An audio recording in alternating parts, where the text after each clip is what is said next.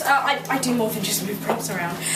So next up we have, continuing on the same theme of drama, our next act, who has actually travelled from a completely different galaxy to be with us today. Unfortunately, my human sort of tongue isn't able to convey the clicks and noises that would be his real name, and also your eardrums would actually explode if I tried to say it because of the frequency.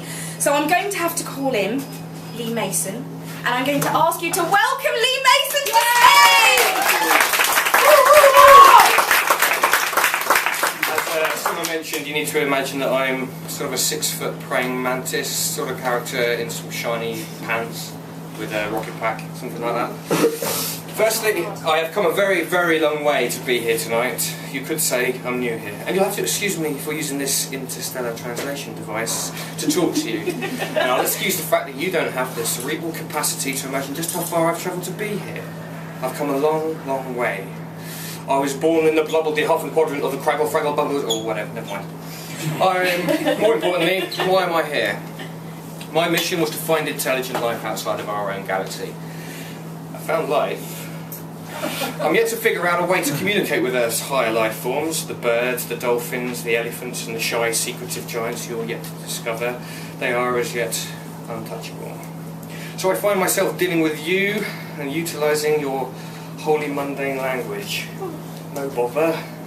Talking with the most boisterous of all Earth species gives me an opportunity to prise open your tiny little eyes and offer you some perspective.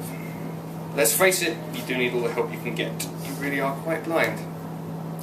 To think of yourselves as kings here, among the wonders in which you are surrounded, is bad enough. But centre of the fucking universe, you are so misguided.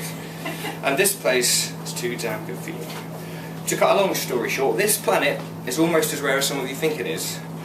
A more beautiful illustration of the universe's own innate creativity does not exist in all the known cosmos within which my kind are well travelled. So, some of you call her God, or whatever, treating this idea as if it is something that is somehow more than a patronising gesture, an insult, a laughable extension of your primate hierarchy. But if you really must insist on this primitive anthropomorphism, let it be known that she, your glorious Earth Mother, wishes you'd never been flailing around, slipping on your own filth on a sugar high like you own the place, shouting and screaming as you throw your space junk excrement into the sky. She's not angry, she's just disappointed. My kind, who have never knowingly harmed another species ever, will destroy you all in a nanosecond. You are crawling specks, you are parasites, you are grubs on fruit, you are a fly in my soup, you are shit on my shoe, a fart in a spacesuit, a dead dog in my sleeping bag, a dying dog in my trousers, a living dog in my mother.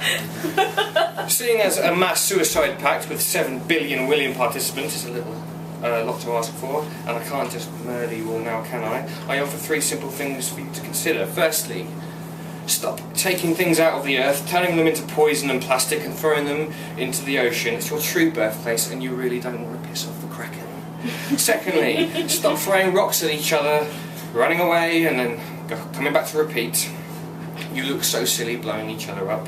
There are reasons other animals don't do this. They're a little bit smarter. Firstly, stop putting all your resources into weapons technologies. You have no enemies.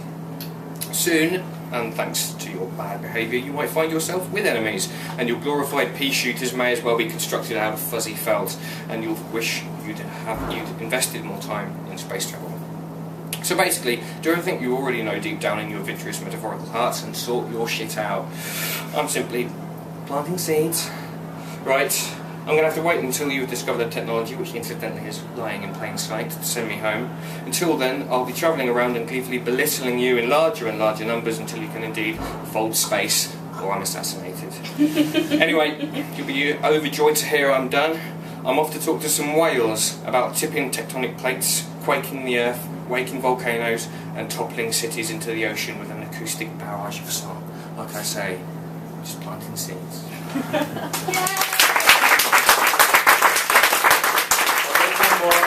One more for you. Your piece lies really short. I read it about 10 years ago and it's a bit naff, but it's the only thing I know off by heart, I think. Now, I know I won't be time travelling anytime soon. No spreading of the wings, no flying to the moon.